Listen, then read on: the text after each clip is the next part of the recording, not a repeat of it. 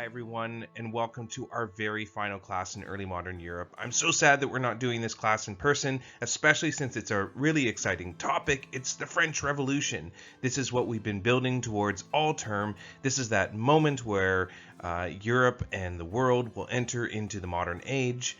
And along the way, we're going to have all kinds of blood, guts, and gores, beheadings, lots of fun. So let's jump right in. There's just 3 learning objectives for this final class. Number 1, articulate the reasons for the French Revolution. Number 2, recognize the 3 major stages of the French Revolution. And number 3, describe how the French Revolution influenced the Western world. That's the important one. So this brings us to the main event, the French Revolution. The French Revolution, for most historians, is a major event. It's a turning point in history. It's usually what is the sort of dividing line between the early modern period and the modern period. In fact, some might argue that we're still living in the period that the French Revolution ushered in, the modern world. So what you see here is an image, a painting of French soldiers marching off to war during the French Revolution. The French Revolution lasted nearly 20 years, and it was marked by near constant warfare during that time. And when those wars were happening, French citizens would be called upon to join in on the fight, not because they were forced to as subjects, but rather as citizens, as their responsibility as citizens. And this is one of the big contributions of the French Revolution, is this concept of nationalism. And this is an infectious idea. It begins first in France, but it spreads everywhere as people transform from subjects into citizens. So the French Revolution, we're going to take a look at the basic narrative structure of what happened during it, but we're going to see how Enlightenment ideas get twisted and turned. We're going to see it take its very bloody course during the Terror. So let's get started. So before we talk about the French Revolution, I want to talk about one of the major precursors to it, and that's the American Revolution of 1776. The American Revolution was, in many ways, an Enlightenment-inspired revolution. When you think of some of the foundational documents of the United States, such as the Declaration of Independence, the Constitution, the Bill of Rights, those are all essentially Enlightenment documents. When you read those documents, you hear echoes of Montesquieu, Jean-Jacques Rousseau, and Voltaire. As such, the American Revolution really did set the precedent that Enlightenment-inspired political change was real, that it could actually move from simply being something that people talked about in coffee shops to something that was affecting real change. The American Revolution, of course, was when the 13 colonies of Great Britain rebelled against their mother country and, against all the odds, actually secured their independence and created the first modern democratic nation, the United States of America.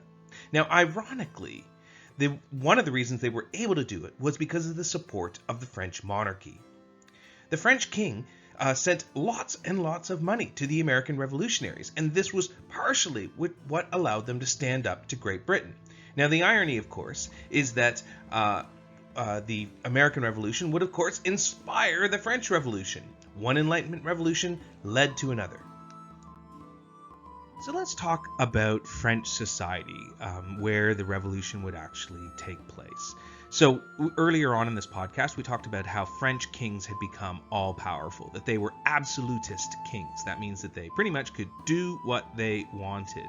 The thing is that, French society had changed in many ways, like the rest of Europe had changed. If you recall, during the Middle Ages, we had 3 groups of people generally. Everyone fit into one of those 3 groups. The nobles, those that fought, the clergy, those that pray, and the peasants, those that work. And then we saw this new group of people emerge during the Renaissance, and that is the townsfolk, the merchant class, or the middle class. And that certainly had happened in French society too. But legally, they were still stuck in the Middle Ages. So legally in France, you were a member of one of 3 groups. Everyone was. They called them estates. The first estate was the clergy, those that pray. Approximately 130,000 people were the first estate. The second estate was the nobility, those that fight. 350,000 people were roughly a part of that. And the third estate was the vast majority. This is the commoners, those that work. The thing is that by the time we get to the French Revolution, the third estate is far more complicated than that. It also includes very, very wealthy merchant class people, people like, who are producing Enlightenment thinkers like Voltaire. The third estate, in some cases, is got wealthier people than the nobility. So the third estate is not a homogeneous group. It's a large group of people. And legally, the first two estates have privileges that the third estate doesn't have. And this is what creates this sort of unfair tipping point in French society. So here you see a cartoon here from that time period where you see the common people being crushed by privilege. So you see the first two estates, the nobles and the clergy, stepping on a big heavy rock, and poor third estate guy is being crushed underneath that rock. So here you see another cartoon where the poor third estate has got on his back the rather rotund noble and a member of the clergy as well, and together they're riding on top of the third estate. So, obviously these cartoons are demonstrating that a lot of people in French society thought that this system was completely unfair. So what was it? What was the straw that broke the camel's back? What actually ended what they call the Ancien Régime, which just means the old regime? So what actually brought them into crisis? So there are several factors. First of all, heavy debts. So France had gotten into tons of debt during the American Revolution by supporting the American revolutionaries. So the king had borrowed a lot of money. And kings before, at this point, it's Louis the 16th. So two kings after our friend Louis the 14th that we talked about in the early podcast. But ever since Louis the 14th, kings had been borrowing money to go to war and build huge palaces like Versailles. So there was quite a bit of debt. Now, the problem was there wasn't much of a means to collect money to actually pay that debt down. It was a very antiquated system of collecting revenue. Under this system, the wealthiest people, the nobility and the clergy, didn't pay any tax at all. So the third estate paid all the taxes. So obviously that is an unsustainable situation when you have tons of heavy debts. The other problem is that there was all these entrenched noble privileges.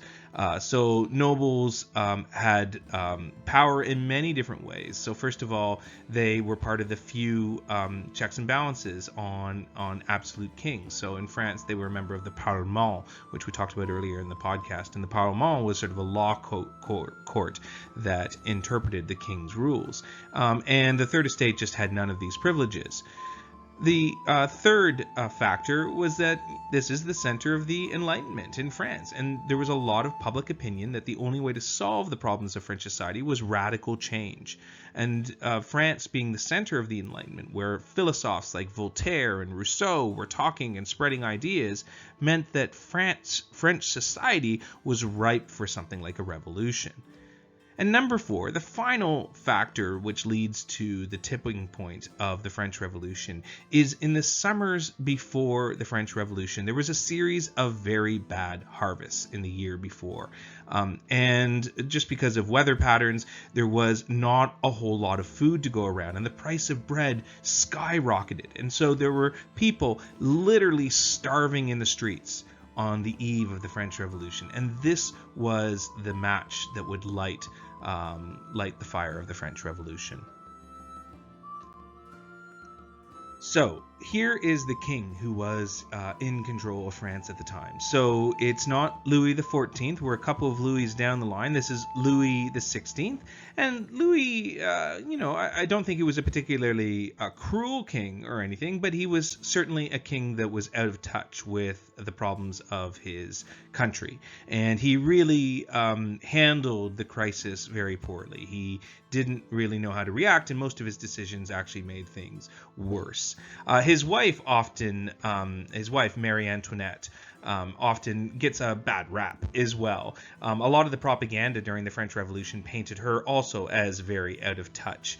There's a famous phrase associated with her that when she was told that the price of bread was so expensive that peasants couldn't buy it. She said, well, if they can't afford bread, let them eat cake, which was meant to show just how out of touch she is. We don't think that Marie Antoinette actually said that. We think that was just propaganda that came out during the French Revolution. There's zero evidence to suggest that she actually said that herself, but she was certainly associated with this completely out of touch, noble, privileged class. So in the summer of 1789, we have people starving in the streets. We regularly have bread riots. Things are starting to get pretty bad. And even the king recognizes that something needs to be done. And so he turns to a man named Jacques Necker, who was a banker from Geneva, and he made him his finance minister. Now, Necker is an interesting fellow. First of all, he had actually written some Enlightenment writing himself. He was a strong believer in a constitutional monarchy, so not maybe the obvious choice to appoint into a position, but he was willing to try some radical things to try to solve the problems in France. And so what he advised Louis XVI to do in the summer of 1789 is something that hadn't been done in nearly 200 years, and that was to call the Estates General. Now, the Estates General, if you recall, we talked about it very briefly at the beginning of this podcast. The Estates General was a representative body that had no real power, but perhaps if the king could get the Estates General to agree to some sort of radical changes, perhaps to the taxation system to allow the taxation of nobles or the clergy, then he would be able to move ahead with something that otherwise he might not have been able to do. Even absolute kings, there's a limit to what they can get away with. And when it comes to taxing and getting rid of the noble privileges, that was one of the limits of what even absolute kings would find themselves hard-pressed to do that. And so Necker convinces him to call the Estates General. Now, the Estates General, the way it works is it has representatives from all three estates of French society. So there's representatives from the first estate, the clergy, the second estate, the nobles, and the third estate, which is everybody else. Now, the way that votes happen is each estate gets one essentially vote in the Estates General. Now, the problem of this is that the first two estates are obviously always going to outvote the third estate. So any radical changes, they're always going to overturn. And in this instance, their self-interest, that they didn't want to be taxed, they didn't want any major changes, meant that the Estates General didn't end up doing anything. And almost immediately, it fell into bickering and arguing, and it just was not going very well at all. Lots of arguing. And so the third estate, which in this case was made up of a lot of fairly well-educated merchant class level Enlightenment thinkers, began to essentially take matters into their own hands. They declared that they were the true voice of France and that they renamed themselves the National Assembly. At this point, we are looking at a fiasco, really. And the whole idea of calling the Estates General, which had been Necker's idea, is looking really, really foolish. And so the king tells Necker, shut it down, shut it down. And so the next day they organize troops to come and bar the doors to the assembly room so that the people can't get in. Now, this is one of those pivotal moments in history where the French Revolution might not have happened, except that the National Assembly, or that third estate, decided that being locked out was not going to stop them. So on June 20th, 1789, the National Assembly, as it's now calling itself, has found itself locked out of the assembly room where the Estates General is being held. There are troops barring the door. So what do? This crowd of people, they decide to walk down the street and they find the first open building that they could get into. And as it turns out, it was an indoor tennis court of the king's. And they went inside and something remarkable happened. After much talk, they swore an oath that became known as the Tennis Court Oath. And they said that they would not rest until France had a new constitution which declared equality for all people. This is the beginnings of the French Revolution. So needless to say, things are not going good for the king in the summer of 1789. The idea of holding the Estates General turned out to be a really bad decision from his point of view, and so one of the first things that he does is he blames it all on Jacques Necker, the man that he had hired to try to solve his problems. The thing is that Jacques Necker was actually really popular amongst the people. And once word got out that Necker had been fired, that really is the spark that blows everything up. And from June 11th onward, Paris and other places start to essentially become ruled by mobs. On July 14th, the center of royal power in Paris, the Bastille, which was a fortress and a prison, and it's also where all of the armaments and the guns were held, was stormed by crowds. They broke open the gates, they executed the commander, and seized all the weapons. Usually, the storming of the Bastille on July 14th is truly the beginning of the violent revolution. This is where things begin to turn completely against the king. There's simultaneous wave of uprisings across the countryside and in different cities in France, and eventually even the king's soldiers begin to join this new mob militia that forms, and the French Revolution is fully underway. So after the storming of Bastille, the king technically remains. He's holed up in his palace of Versailles, pretty much powerless. He, over time, begins to lose more and more of his power. Essentially, the country is now being controlled by the National Assembly, the group of the Third Estate who had taken the tennis court oath. The National Assembly begins to keep its word. They had sworn an oath that they would draft a new constitution for France, and they were true to their word. The Declaration of Rights of Man and Citizen is a really interesting document. There's a section of it that you can read in your textbook. In it, it essentially does away with all of the old noble privilege in France, the abolition of feudalism, and any of the privileges of the first two estates, makes people equal under the law, and in many ways is similar to the American Constitution that came out of the American Revolution. So as we've seen, in the summer of 1789, things took a dramatic turn for the worse for the French monarchy. Now, the problems that led to the French Revolution, they haven't gone away. People are still starving in the streets. In October 5th of 1789, so just a few months after the storming of Bastille, there was a large crowd of women protesting the scarcity of bread. That protest ended up being joined by various other groups that were around in the city, and the crowd swelled by many fold. And that crowd eventually spontaneously decided to march to Versailles to confront the king directly. This became known as the October March, or the Women's March on Versailles. The crowd was so large that the king's guards were powerless really to stop them, and the next day the crowd compelled the king to return to Paris. So this is where the crowd of people forced the king to return to in Paris, the Tuileries Palace. The Tuileries Palace had been built in the late 16th century, but it hadn't been the main residence for the kings of France for some time now. Compared to Versailles, it was rather drab and old-fashioned, and certainly it wouldn't be where the king would choose to be with his family, right in downtown Paris, on the banks of the Seine, with essentially a rabble-rousing revolution going on right outside.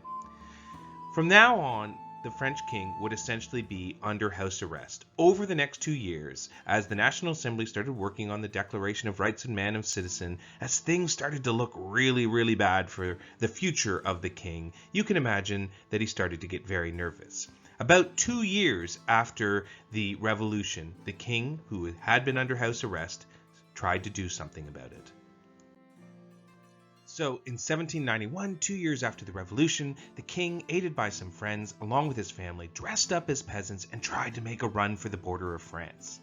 The so-called Flight to Varennes almost changed the course of history. The king made it nearly to the border when he was recognized and arrested in the small town of Varennes. This would be a humiliating defeat for the king, and things would turn much worse for him now. The king and his family were forced to return to Paris, but this time the crowds weren't cheering, the crowds were angry. And in many ways, this was a bad turn of events for the king, because in the National Assembly, a certain percentage of the Assembly were reasonably friendly towards the king. They hoped that there would be some form of a constitutional monarchy, something similar to what existed in Great Britain. But with the king trying to escape, this gave the radicals all the ammunition they needed to be able to say, the king is against the revolution. The king wants to kill us all. The king wants to stomp down on this revolution. And the radical faction essentially began to get more and more powerful. So now I want to talk about the increasing radicalization of the French Revolution from 1791 onward. There were essentially two main groups that really turned the French Revolution in a violent and radical direction.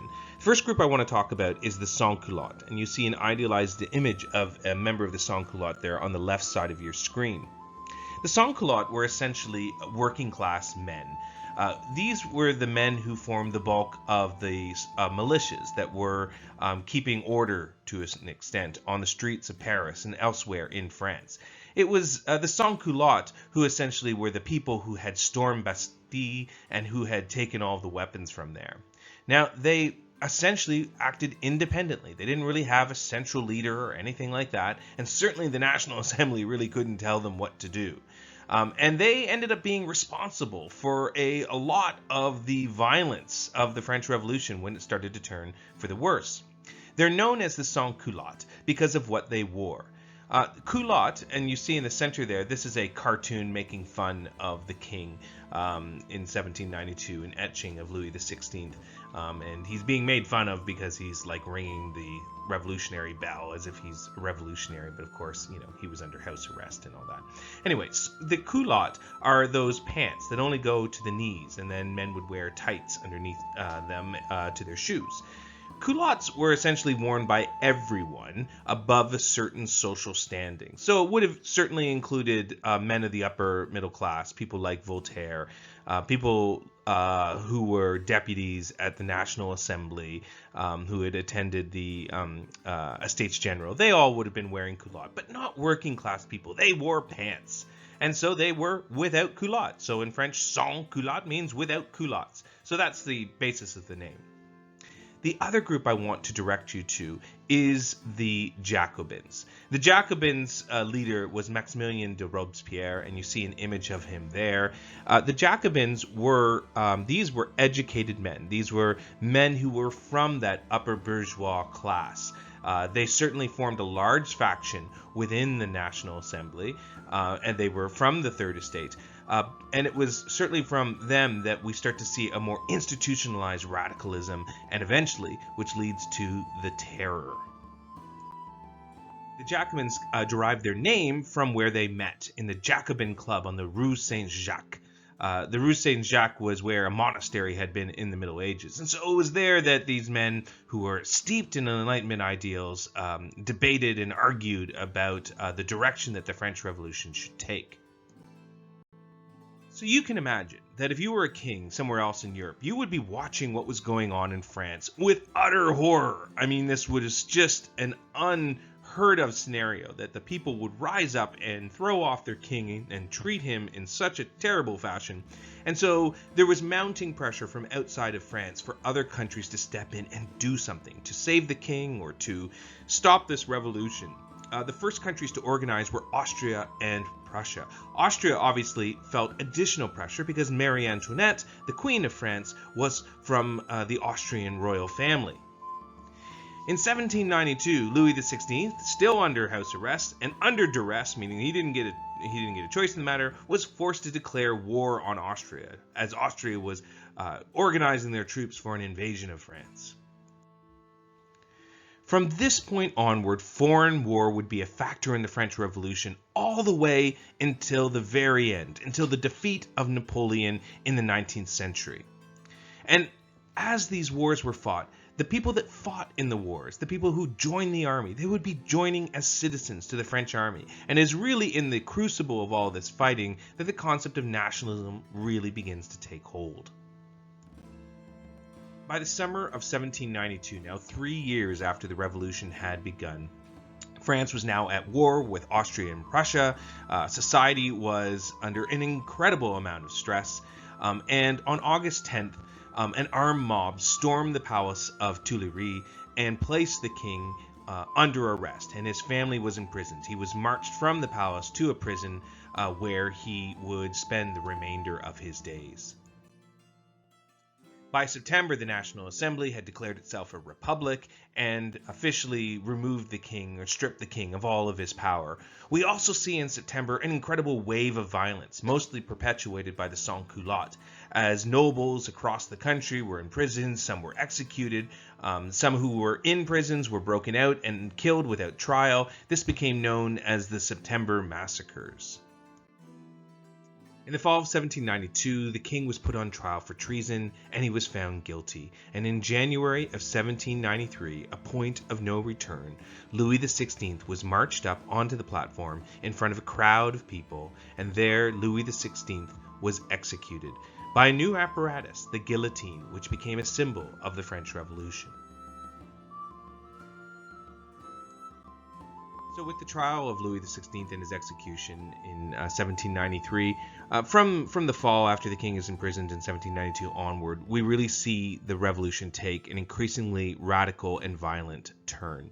The Jacobins assume more and more control over the National Assembly, which is renamed the National Convention. One of their first targets was the church, the First Estate of France, who were seen to be anti-revolutionary and a relic of the past, and did not properly embody the ideals of the Enlightenment and the French Revolution. The National Convention began to take a direct action against the church. First, monasticism was ended, so monks and nuns no more. All monasteries were seized by the revolution. Churches were stripped and rebranded as temples of reason. And also, the calendar itself became changed. A revolutionary calendar was imposed, which was thought to be much more rational and reflective of Enlightenment ideals. Rather than 12 months, we'd have a nice even number of 10 months. All Christian feast days were eliminated, and months were renamed under Greek and Roman words. This was, again, to associate itself much more with the rational ideas of the Enlightenment. So, for instance, the month that was roughly corresponding to summer, July, August, was renamed Thermidor, which was from the Greek thermon, which means summer heat. But it is the Terror, which runs from 1793 to 1794, which was ushered in by the execution of Louis XVI, and wouldn't end until thousands of French people from across the country would be put to death under the guillotine, where political opinion, or even the semblance of political opinion, became a matter of life and death. This is what most people think of when they think of the French Revolution. So Marie Antoinette would also be a victim of the Terror. That's an image of her execution in October of 1793. So just several months after her husband was beheaded, she also found herself beheaded as well. But it wasn't just kings and nobles who found themselves victims of the Terror.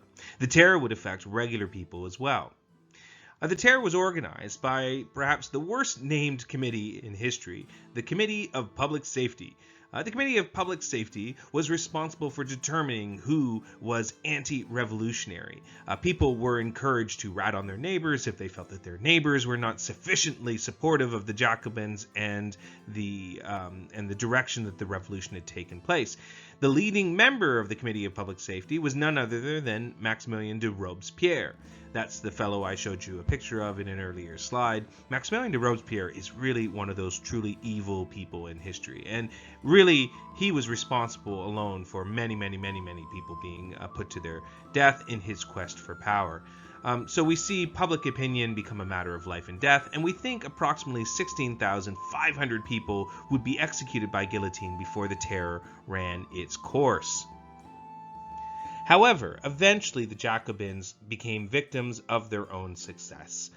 Famously, Maximilien de Robespierre stood in front of the National Convention at one point towards the end of the Terror, and he was holding a list in his hand.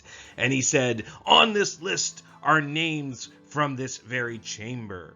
meaning that, there were names that he was going to essentially pass on to be executed. And of course, everyone in the National Convention thought that their names were on it. Well, that was the final push, and the National Convention essentially grew tired of the terror, fearing for their own lives, and they finally got up their courage. Soldiers were sent to arrest the Jacobins, and it all comes to an end.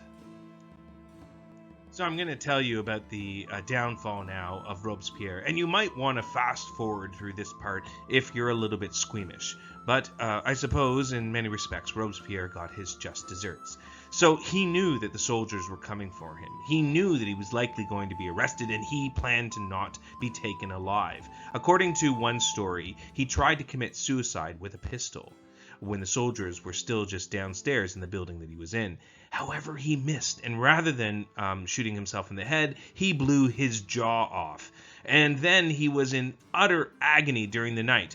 They had to tie his jaw to the rest of his skull with a handkerchief. He couldn't speak. He could only scream all night as he was bleeding and in utter agony. The next day, of 1794, Maximilien de Robespierre was led up to the guillotine where he had sent so many thousands of people himself. According to one story, as he was put onto the board and slid underneath the guillotine, the handkerchief holding his half-severed jaw to his head fell off. His jaw essentially detached from his skull, and he screamed out in utter agony as the blade came down and ended Maximilien de Robespierre. Don't say I didn't warn you. You needed to fast forward through this part. It's kind of gross. So after the terror, the National Convention and France reorganized itself one more time. So now with a new constitution, the government of France was renamed the Directory.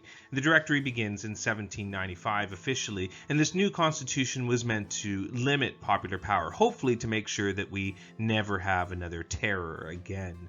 Under the new constitution, executive power, rather than it being held by just one person, a body of 5 directors who'd be changed every 3 years would act as the executive. However, the problems that were underlying the French Revolution that France had been dealing with ever since it began really hadn't gone away. There were still shortages of food. The foreign wars continued to go on. And the government, the Directory, was threatened by destabilizing forces on either side. They had the remnants of the Jacobins on the left who wanted to overthrow them, and on the right they had people who were still royalists who wanted to see France return to a monarchy. For example, one internal war that they had to deal with was the War of the Vendée, which was a royalist uprising that was suppressed by the government in 1796. And so the government of France was really very unpopular, and it was increasingly reliant on military force to maintain order. And then along comes this fellow, the rise of Napoleon. So the first thing you need to know about Napoleon is that he's not French. He's Corsican. Corsica is a little island in the Mediterranean, and they don't speak French in Corsica. They speak Corsican. However, Corsica had been taken over by France some decades before, and Napoleon had been born into a poor but noble family, and his father wanted to see him succeed in life.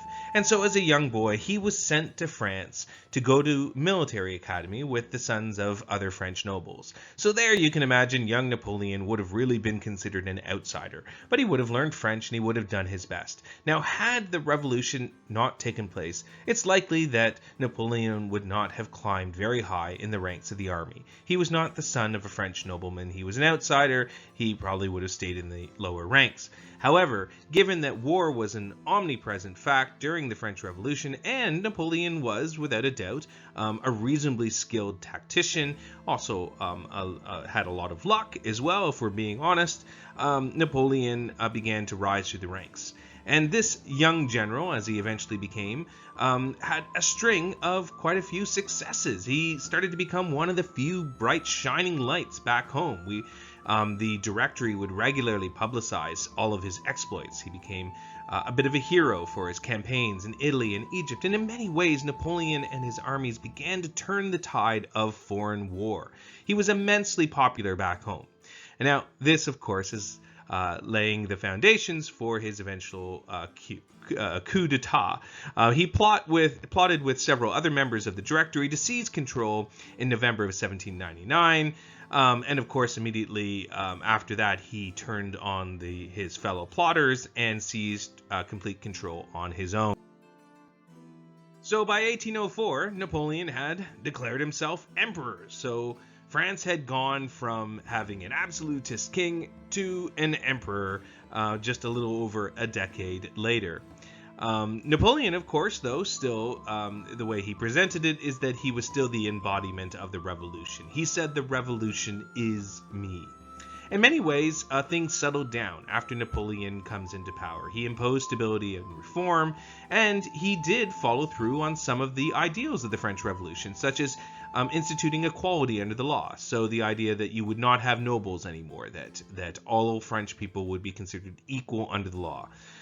He also at least had a semblance of democracy, that he had plebiscites, which are like referendums. And he would have these occasionally that people could vote in. However, the results of these plebiscites, let's face it, they were always foregone conclusions. Napoleon was not really playing around with real democracy at all. And in fact, in many ways, he maintained his power by being an authoritarian. He cracked down on anyone who might be against him. He imposed very strict censorship of what people could say, and he loved having paintings of himself. This is just one of many, many, many, many paintings of Napoleon looking all sort of, moody and, debonair. By the way, it's a myth that Napoleon was short. We think he was actually of average height.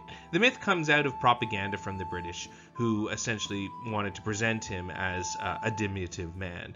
But we don't think Napoleon was actually short. So that is a bit of a myth.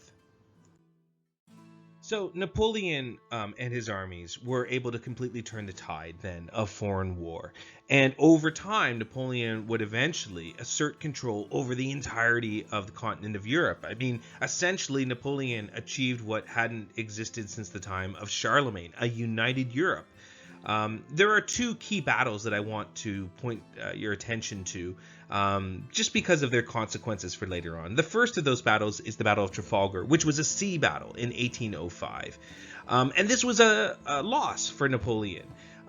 It was a loss to the British. And the reason why I bring it up is twofold. First of all, it ended Napoleon's plans originally to invade Great Britain. Originally, Napoleon was planning on doing that as well, but his defeat at Trafalgar confirmed for him that the British had a superior navy to him. It also marked the beginning of British naval supremacy, which would essentially not change until the end of the World Wars. Britain would rise to become a superpower of sorts during the 19th century. You know, the sun never sets on the British Empire, and, rule Britannia, Britannia rules the waves. That's because they really did rule the waves. So from 1805 onward, Great Britain is the most powerful country on the sea.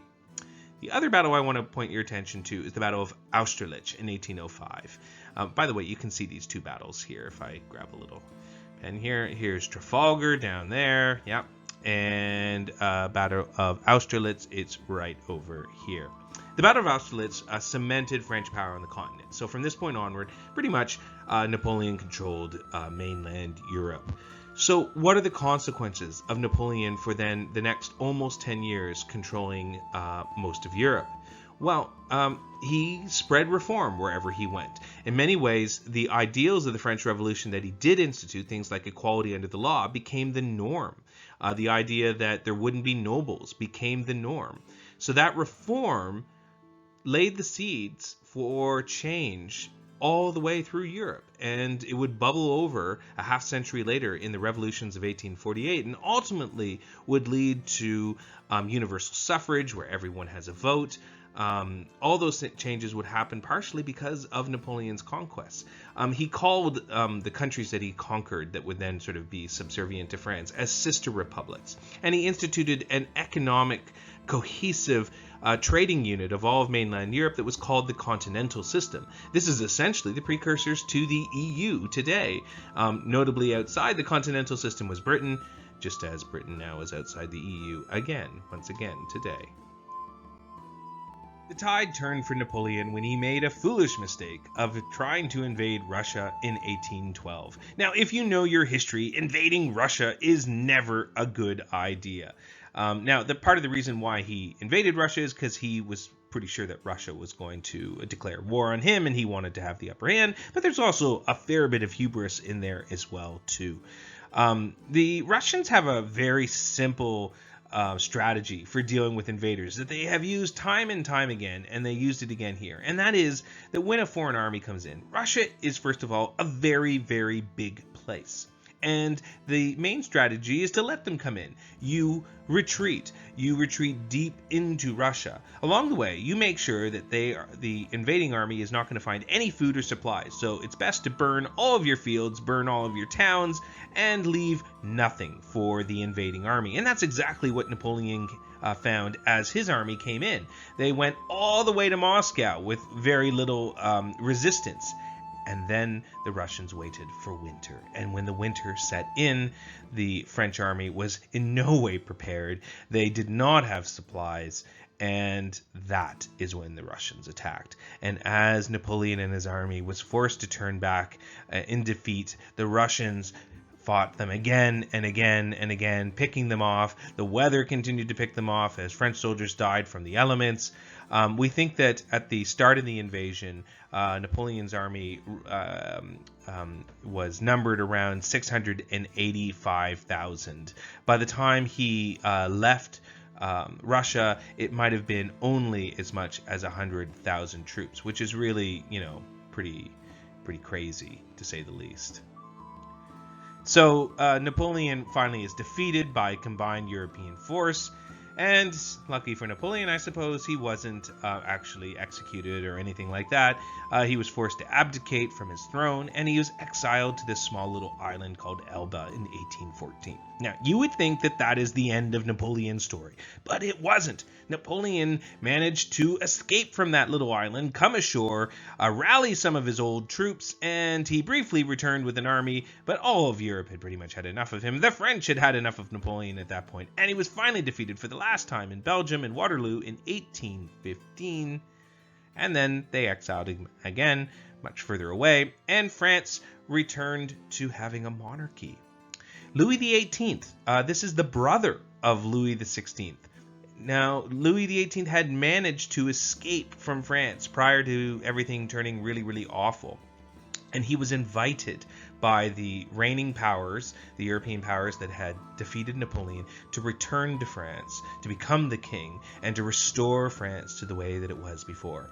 The reason why he's called Louis XVIII as opposed to Louis XVII, which you'd think because he's the next Louis in the line, is because his brother had a son who, had he lived, he actually had died while in prison during the French Revolution, the little boy. Had that little boy lived and grown up and become king, he would have been Louis XVII. And so his uncle, out of respect for the fact that his nephew was denied his rightful place as king, took on the title Louis XVIII out of respect. So you could be forgiven for thinking, what's the point? And the French started with a king and they ended with a king. Was there any legacy whatsoever to the revolution? Well, the truth is that things would never be the same. Although a Bourbon, Louis XVIII, did return to the throne, they would not be a king of France for that much longer. And by the end of the 19th century, there would be no more kings of France ever again. Really, this permanently ended the idea of absolutism in France, and everywhere else monarchies were forced to change. Constitutional monarchies would now be the norm. Even Louis XVIII, when he was offered the throne by the victors after the defeat of Napoleon, wasn't just simply offered to go back to doing what his brother had done, being an absolutist ruler. No, the victors recognized that that was no longer possible, and France adopted a constitutional monarchy from that point onward. And even that wouldn't be enough in France, as you'll see if you take the second half of this course, Modern Europe, you'll see that France will lose a king altogether by the end of the century.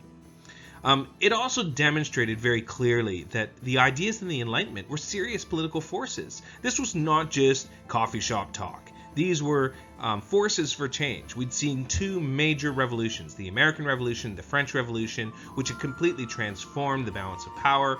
And we would see during the 19th century the ideals of the French Revolution overturn governments everywhere. Eventually, by the time we got to the 20th century, we would see universal male suffrage, meaning that every man has a vote of who they want to be in government. And eventually, we would see women join them a few decades later when we have universal female suffrage as well. The word suffrage just means the right to vote. This would also institute the birth of nationalism. So nationalism is such an ingrained concept for us. It's very difficult for us to imagine a time before nationalism, a time when we were subjects, not citizens. But now nationalism would be everywhere. And because nationalism is a nebulous term, how you define a nation is different for different people. Is it a shared geography? Is it a shared language, a shared ethnicity, a shared religion? Everybody has different ways of defining it. It meant that people all over Europe and eventually the world would essentially decide for themselves, hey, we want to create our own nation. We want to direct our own future. What this meant was, for large empires like the Austrian Empire or the Ottoman Empire, they would begin to lose their cohesion, and eventually this would spell their doom. They would never be able to bring together all these different groups of people again, because nationalism had destroyed that ability. We also, as I said, with the Battle of Trafalgar in 1805, we would see the British become the most powerful navy on the seas. And this would mean that during the 19th century, Britain would be by far the most powerful country in Europe. They would only be challenged, really, for that power once Germany becomes a country and is united at the end of the 19th century. And of course, that rivalry between Britain and Germany would eventually boil over into the First World War. And also, the French Revolution inspired revolutionary movements against colonial rule as well. One of the most notable examples is in one of the French colonies, a slave colony, Haiti. In 1791, they began a revolution of their own, inspired by the same Enlightenment ideals, and they eventually succeeded in becoming the first former slave colony to become an independent country. And elsewhere in the Caribbean and Latin America, we would also see revolution-inspired movements against colonial rule. Overall, the French Revolution would change everything. And from the beginning of the 19th century onward, we are really into a new era, an era that historians call the modern world. So that's it. You finally reached the end of this course. I hope that you've enjoyed it, even though we had to change the delivery format quite a bit towards the end. And best of luck on the final exam. If you have any questions, please feel free to let me know. It's been my privilege to have been your professor this term, and all my best to your future academic studies.